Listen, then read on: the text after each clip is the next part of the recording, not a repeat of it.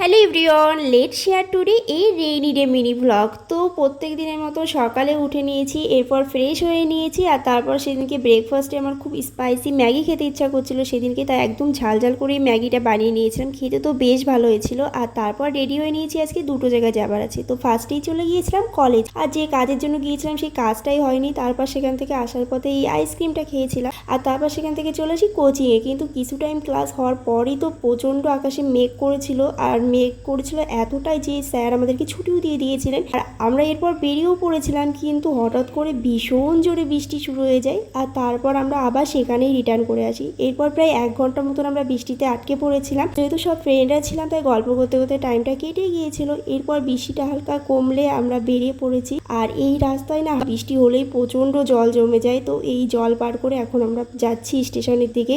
আর এরপর আমাদের ট্রেনটাও চলে আসলো কিছু টাইম পর। তারপর তো বাড়ির দিকে চলে আসি।